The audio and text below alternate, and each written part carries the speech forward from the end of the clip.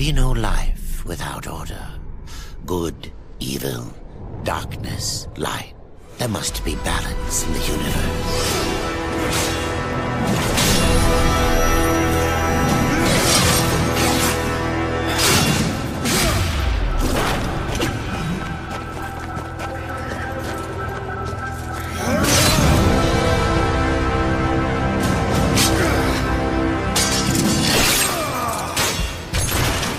In Darksiders 2, you leave war behind and move on to death. Death is war's brother and one of the four horsemen of the apocalypse.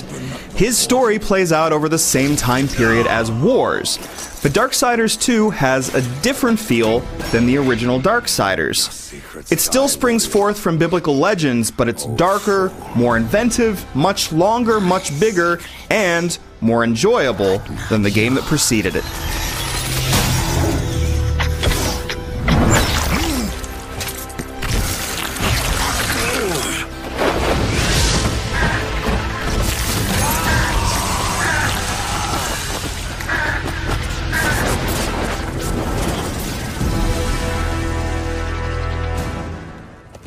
While one level harks back to the Christian apocalypse visions of the original game, Darksiders 2 is more thematically inventive.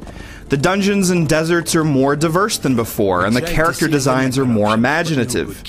The characters you meet speak with gravity, and death often responds with a sneer and a challenge. The joylessness of Darksiders 2's characters is a contrast to the pleasure of existing in this world. An icy opening introduces you to the basics of combat and movement. In traditional action game style, you slash away with primary and secondary weapons. You run along walls and jump across beams like a devilish Prince of Persia. And in contrast to the original, your enemies drop coins and loot. You can don equipment, sell it to a merchant, or sacrifice it to level up rare possessed weapons. Fresh merchandise. The addition of loot adds role-playing elements into the original's mix of action, adventuring, and puzzle solving. You've made a wise choice. But where the original Darksiders felt bogged down by all its varied mechanics, Darksiders 2's expanded scope makes the addition of each new element feel natural rather than cumbersome. The sequel gives you time to breathe between battles, and each new mechanic has time to settle in before a new one is introduced. Darksiders' first hour was front-loaded with action. Here, there are moments to take in your surroundings. You might miss the upfront barrage of action at first, but Darksiders 2 is more about adventure than constant onslaught. As expected, each dungeon requires that you puzzle out how to get from one point to the next. At first, this involves scaling walls, throwing bombs, and so on.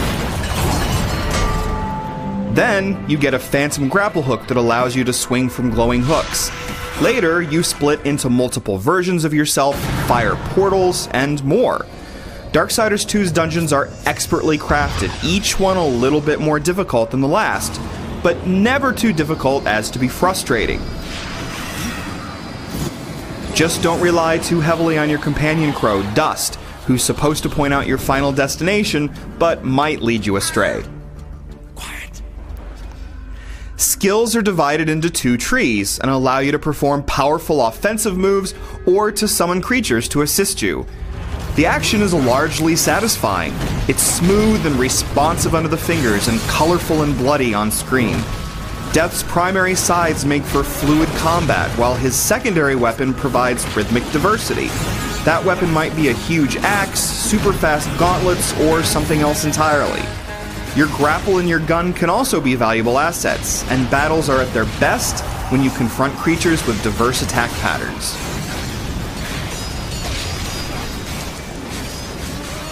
The combat isn't all that challenging on normal difficulty, though it is super fun and energetic. No longer can you whittle down a demon's health and perform a single button finishing move almost every time. You can still perform finishers, but they are far less common. Provided you have enough health potions, though, you won't often feel in danger. Even certain bosses can be conquered in a single go.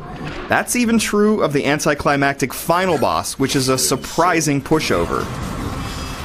So the challenge is hit and miss, but the thrills are unmistakable. Easy as many are, the bosses are often enormous in scale, and some require the use of your special abilities to succeed. Maker's bones. That hurt. With only a couple of exceptions, Darksiders 2 doesn't utilize QuickTime events. The torrents of blood that spew across the screen are the result of your direct actions. The biggest battles are pure power fantasy, reinforced by Death's ever more threatening armor and ever more potent weapons. And if you're really into the combat, you can take on the Crucible, where you can earn new gear by taking on waves of enemies. You won't feel so powerful when coming head-to-head with Darksiders 2's execution foibles. Sluggish menus and occasional loading hitches aren't major issues, but annoying ones. Ditto for some invisible walls and unhelpful camera angles. More frustrating are the system crashes possible while playing the Xbox 360 version. Those uncommon technical problems aside, Darksiders 2 is remarkably well put together, particularly in light of its impressive scope. The game uses its expansive geography to cultivate a satisfying tempo in which your intellectual triumphs are rewarded with demonic brutality. This is one case in which you should embrace death, for he'll lead you to an epic adventure you shouldn't miss.